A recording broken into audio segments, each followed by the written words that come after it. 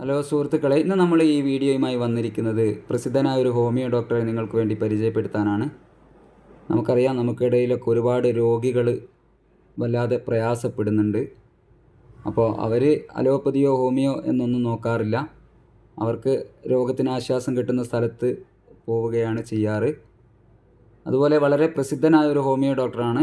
അദ്ദേഹത്തിൻ്റെ പേര് അബ്ദുൽ അസീസ് എന്നാണ്. തലശ്ശേരി ഇറങ്ങിക്കഴിഞ്ഞാൽ അവിടുന്ന് കണ്ണൂർ ബസ് കയറിയിട്ട് കാഞ്ഞങ്ങാട്ട് പള്ളി ഇറങ്ങിയാൽ ഒരു 100-200 മീറ്റർ നടന്നു കഴിഞ്ഞാൽ അദ്ദേഹത്തിൻ്റെ വീട്ടിലെത്താൻ പറ്റും. വീട്ടിൽ നിന്ന് തന്നെയാണ് അദ്ദേഹം ട്രീറ്റ്മെൻറ്റ് ചെയ്യുന്നത്. ഇവിടെ തൊട്ടടുത്ത് അദ്ദേഹത്തിൻ്റെ ക്ലിനിക്കിലേക്ക് പോകുന്ന വഴി തന്നെ ഒരു രോഗികൾക്ക് ഭക്ഷണം കഴിക്കാനും മറ്റുമായൊക്കെ ഒരു ഹോട്ടൽ നിൽക്കുന്നുണ്ട്.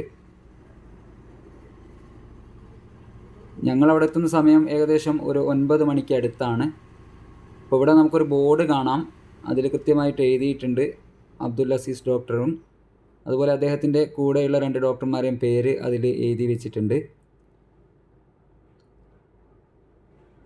അപ്പം ഞങ്ങൾ പോകുന്ന സമയത്ത് കുറച്ച് വാഹനങ്ങളൊക്കെ അവിടെ പാർക്ക് ചെയ്തിട്ടുണ്ട്.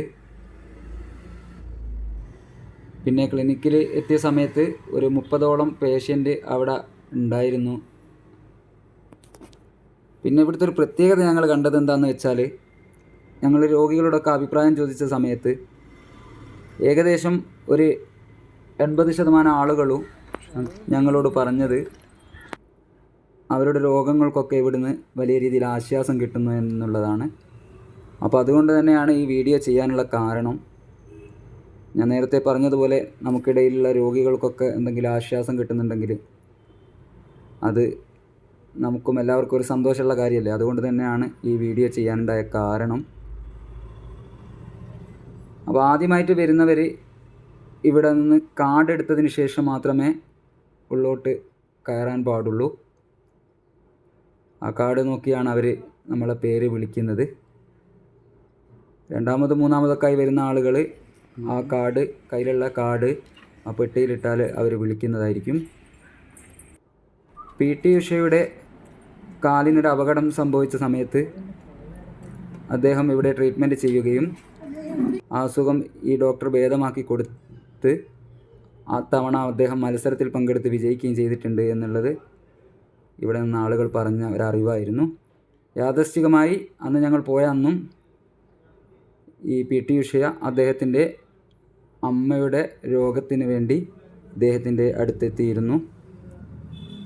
അപ്പം ഈ വീഡിയോ നിങ്ങൾക്ക് ഉപകാരപ്രദമാവുകയാണെങ്കിൽ ഇത് മറ്റുള്ളവരിലേക്ക് ഷെയർ ചെയ്യാം.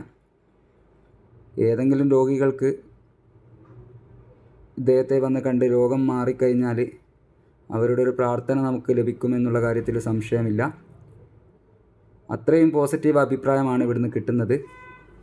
അപ്പം എല്ലാവരും ഷെയർ ചെയ്യും.